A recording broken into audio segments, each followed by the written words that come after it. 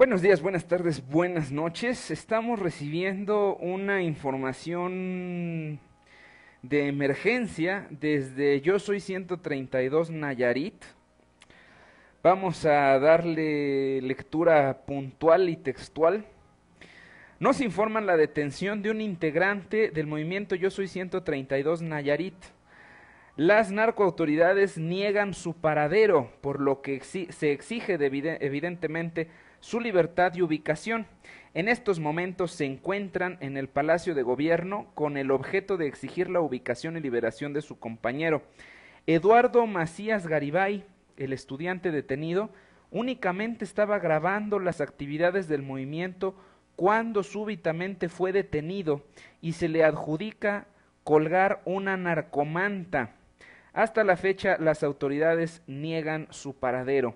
Yo Soy 132 Nayarit informa que la Universidad Autónoma de Nayarit autorizó la detención del compañero. La Narcouniversidad Autónoma de Nayarit autorizó a las narcoautoridades del PRI a detener al compañero. Así que se exige que esta cerda universidad priista informe y aclare el hecho. Bueno, las groserías y las altisonancias, esas van por mi cuenta, evidentemente. Se exige que se aclare, que informe y aclare el hecho. El movimiento se encuentra con el secretario general de Gobernación para esclarecer este hecho. Nos pasa por aquí también una imagen que está precisamente con el secretario de gobierno, aquí los jóvenes, ya saben, aquí el supuesto secretario, pues jugando con su aparatito para ignorar a las personas, están con el secretario general de gobernación para esclarecer, aunque la información todavía no está 100% confirmada, señalan que ante la presión pública, el narcogobernador Roberto Sandoval, evidentemente del PRI, acaba de liberar a Eduardo Macías Garibay. Insisto, lo que no está confirmado es que ya esté libre. Estamos esperando a que Yo Soy 132 nos diga si ya está libre este miembro del movimiento. ¿Por qué es tan grave esto? ¿Por qué es de alarmarse? ¿Y por qué es de enardecerse? No han sido solamente las amenazas de este narcodiputado del PRI, Cristian Vargas, que ha amenazado con golpear a miembros del movimiento Yo Soy 132, que no son palabrerías, el señor ha agarrado a golpes a sus propios compañeros de partido, no es ninguna novedad. La misma candidata para Nueva Alianza para el gobierno del Distrito Federal fue destrozada y mandada al hospital por este narcodiputado, del PRI evidentemente. Lo grave es, ya en redes sociales, los mismos cerdos priistas, los mismos cerdos que apoyan el fraude electoral, los mismos cerdos de los medios de comunicación, han dado señales que el siguiente paso para controlar al movimiento es el uso de la fuerza o este tipo de detenciones criminalizando y diciendo que el movimiento Yo Soy 132 es parte del narco, siendo que el principal aliado del narco pues es el PRI. Esperamos que durante la transmisión tengamos noticia de este joven estudiante Eduardo Macías Garibay, detenido por grabar las actividades del movimiento y le cargaron una narcomanta precisamente, probablemente en este careo que quieren hacer con la realidad los miembros de las narcoautoridades, evidentemente el PRI, para ver cómo frenar este movimiento ciudadano que les va a tumbar su fraude electoral. Estamos al pendiente entonces, vamos a seguir informando durante la noche y muchísimas gracias a Marjorie por ser ese pues ese disparador para no permitir por ningún motivo. Esto, por supuesto que esto no se publica ni en Televisa, ni en Milenio, ni en Azteca, ni en Imagen, ni en ninguna de estas narcoestaciones que son parte del fraude electoral. No, solamente en las redes sociales, en el quinto poder, en los medios alternativos. Y afortunadamente, espero que en algunas horas también en los verdaderos medios convencionales que todavía son responsables, en La Jornada, en Proceso, en Sin embargo, en Contralínea, en Blog de Izquierda. Soriana pierde 414 millones de pesos en 9 días. Ayer lo dije mal porque ayer decía que había perdido esta cantidad en 5 días. No, es en 9 días que ha perdido esta cantidad. Por un lado porque dice que va a salir de la Bolsa Mexicana de Valores, lo cual pues es intrascendente para el fraude electoral. Pero el caso es que la gente sigue muy enojada y debemos de seguir todos muy enojados con esta narcoempresa que se ha convertido no en un negocio, sino en un elemento para, bueno, en una herramienta para evitar que los mexicanos podamos votar, para comprar las conciencias, para comprar las voluntades con pinches 200 pesos. Que chingue a su madre Soriana y qué bueno que siga el boicot, lo seguiremos difundiendo. No merecen un maldito peso en este país. ¿Por qué? Por ser parte del fraude electoral. Evangélico, este es buenísimo, este es buenísimo. A ver cómo vamos de tiempo, porque quisiera, no, le vamos a dar el tiempo en este momento. Evangélicos exhiben al Partido Revolucionario Institucional. Dan pruebas de que les ofrecieron materiales a cambio del voto masivo por el candidato de la corrupción, el candidato de la ignorancia, el candidato de Felipe Calderón, el candidato del copete. La oferta sonaba clara y atractiva. Varilla, cal y cemento para edificar y remodelar los templos evangélicos desde los cuales se pudiera continuar la propagación de su mensaje eclesiástico. La petición, también muy clara, votos para Enrique Peña Nieto, candidato de la alianza de la corrupción y la ignorancia entre el PRI y el Verde, y hoy supuesto ganador del fraude electoral del 1 de julio.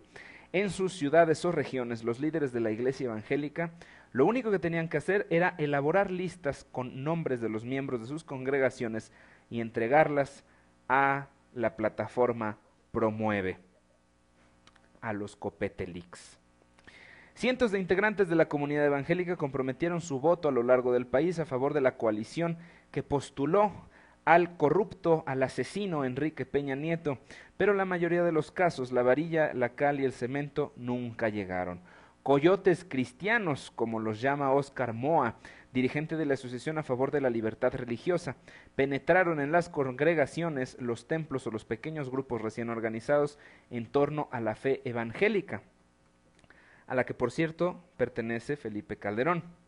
A una semana de los comicios presidenciales, integrantes de esta iglesia se quejan del engaño y las faltas al cristianismo porque no les cumplieron la compra del voto. Fíjense qué cinismo. Calculan que miles de integrantes de sus congregaciones cayeron en la trampa de las promesas y entregaron los datos de sus credenciales de elector y lo que es mucho peor, su voto. Vendieron su voto por engaños cristianos. Hubo promesas de material que jamás llegó. Esto se trata de un fraude interno dentro de la fuerza política que postuló a Enrique Peña Nieto, resume Moa. La evangélica es una comunidad que, de acuerdo con el Censo de Población y Vivienda del mentiroso INEGI, ha crecido en forma exponencial a partir de 1990. En ese año tenía 4.9% de los encuestados decían que eran parte de esta iglesia. Hoy se supone, o hace 2 años se supone que ya eran 5.2% de la población, incluido el ciudadano etílico presidente constitucional Felipe del Sagrado Corazón de Jesús Calderón Piojoso. Las listas de promovidos, los famosos promovidos que difundimos en el santuario desde 2 meses antes de un mes antes de la elección, y nadie dijo nada. Como en el caso de las tarjetas sin fondos de la cadena comercial Soriana, los evangélicos decidieron hablar justo porque su voto fue comprometido y no les cumplieron. Sin embargo, el sitio sinembargo.mx cuenta con el intercambio de correos electrónicos que se adjuntan bajo del texto y están redifundidos en el santuario, que dan cuenta de cómo una líder evangélica que operó en el Distrito Federal admitió haber entregado a 1,800 promovidos, o sea, los datos y los nombres, los datos electorales de 1,800 personas, todos evangélicos, que aceptaban y que se comprometían a votar por el candidato de la corrupción en Puebla e Hidalgo. Por cierto, El santuario ahora, la ciudad que más nos ve del país es Puebla, me llama la atención. Es nuevo, generalmente habían sido ciudades más hacia el norte y el noroeste. Bueno, también el noreste. Muchas gracias a tanta gente que nos ve en Puebla. Pero al no recibir el material, al no recibir por lo que vendieron su voto, decidieron denunciar la historia. En los correos, la dirigente narra la promesa de que el día de la elección, mediante una movilización para ir a las casillas, como está perfectamente fundamentado en múltiples lugares este acarreo masivo, los materiales serían entregados a sus promovidos.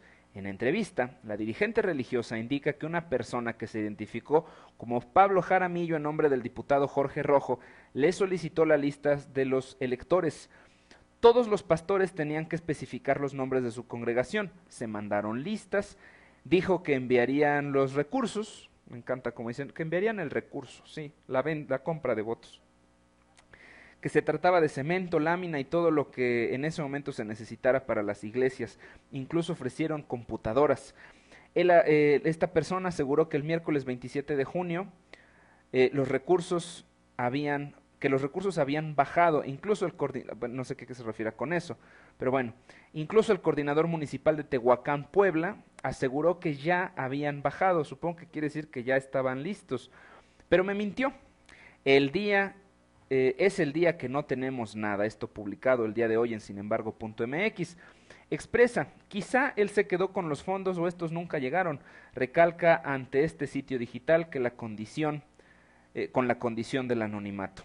Otro dirigente evangélico aceptó haber entregado listas de promovidos al equipo de campaña de la candidata del PRI a diputada por Puebla, Mari Carmen García de la Cadena, sin que los beneficiarios hubieran recibido en ningún momento pues nada, ninguno de los materiales prometidos. El día de la votación fueron ellos a sus casas para llevarlos a votar con el uso de estas listas, insisto, confirmadas por todos lados, confirmadas por múltiples periodistas, estas listas de mapaches, estas listas de acarreados, que elaboramos en las iglesias, abunda el líder. Jalisco a cambio de trabajo, de acuerdo con la propia página cibernética, el PRI de Jalisco, la mañana del 18 de junio, el narcocandidato de esta coalición, Aristóteles Sandoval, se reunió con más de 1000 integrantes del Consejo Pastoral de Occidente. Este grupo está integrado por cristianos evangélicos. En nombre de ese consejo, Albino Galván le informó al narcocandidato Aristóteles Sandoval y a varios candidatos a puestos de elección popular, todos por el PRI, que había 47.200 promovidos para los candidatos priistas en todo el estado, un número reunido por él mismo y que superaba por mucho el objetivo inicial.